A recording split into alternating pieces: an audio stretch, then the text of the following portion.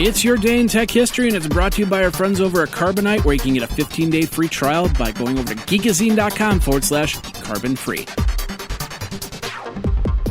Hey everybody, Jeffrey Powers here, and I welcome you to the Day in Tech History at dayintechhistory.com. It's part of the Tech Podcast Network. You can subscribe via iTunes, Zune, or Stitcher Internet Radio. Our Twitter is Day in Tech Hist, and all show notes are on the wiki page if you want to follow along. Now let's find out what happened on this day, your day in tech history. August 30th, 1992, Microsoft releases version 3.0 of Microsoft Office, which included Word 2.0C, Excel 4.0A, PowerPoint 3.0, and Mail. It would later be repackaged as Office 92. 1995, Microsoft releases version 7.0 of Microsoft Office as Microsoft Office 95. Suite would include the first appearances of Word 7.0 and also include Excel 5.0, PowerPoint 4.0, and Mail 3.2. 1998, Australian government website is anonymously hacked. And in 1999, AMD releases the 500 MHz K62 processor for $167. Apple unveils a new personal computer called the PowerMac G4 at the Siebold Conference in San Francisco. It was under the PowerPC 7400 series of microprocessors and had the ability to perform 1 billion operations per second and was up to twice as fast as the fastest Intel Pentium 3 processor. Also in 1999, CompUSA announces plans to reduce 3,600 commercial sales force by half as part of a reorganization plan that they previously announced on June 24th of 1999.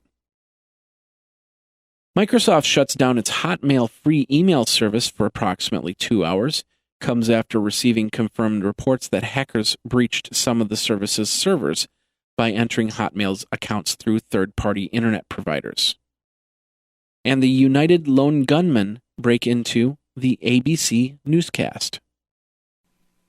If you're a small or medium business that doesn't have any type of backup to their computer off-site, well, you need to start, because you never know. Fire, flood, theft, all these things can turn your business from a great success to a great failure. And we don't want that. We want you to bring everything back so you can make the next social network or make the next big thing, and do that by backing up all your stuff offsite by using Carbonite. Now, they have Pro plans and server plans. Pro plans starting at $269.99 a year, and server plans starting at $799.99 a year. You can hook up unlimited computers or servers. It is easy to use web dashboard, and it's all HIPAA compliant if you are a startup healthcare. Awesome there. Check it all out. Go over to geekazine.com/carbonite, geekazine.com/carbonite, and back up now, back up often, and back up all the time using Carbonite. Now let's get back into your day in tech history. Back in at 2000, Swedish programmer Lars Aronson founds Electrosmog, which is a Stockholm-based discussion group on public wireless LANs. Around that same time, similar grassroots wireless networking grounds pop up in London, Seattle, Portland, and San Francisco. 2002, version 4.5 of the Job Access with Speech, or JAWS, screen reader program for visually impaired users is released by Windows. 2003, the Mimail, M-I-M-A-I-L, email worm, written in the C programming language, first emerges. 2004, Acclaim Entertainment files for Chapter 7 bankruptcy with debt over $100 million. 2005, scientists led by Natalia Drubanovskaya, I believe that's how you pronounce it, of the University of Bayreuth in Germany, publish research papers on the process by which they have created a material harder than diamond, known to be the world's hardest substance by compressing carbon-60 molecules in the Journal of Applied Physics Letters. They dubbed the new form of carbon aggregated diamond nanorods.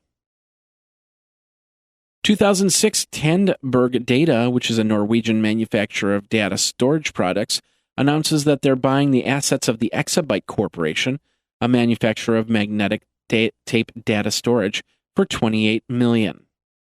That acquisition would complete on November 20th of 2006. Also in 2006, version 2006.1 of the Gen 2 Linux operating system is released. 2007, Sony announces plans to shut down their music store, Connect.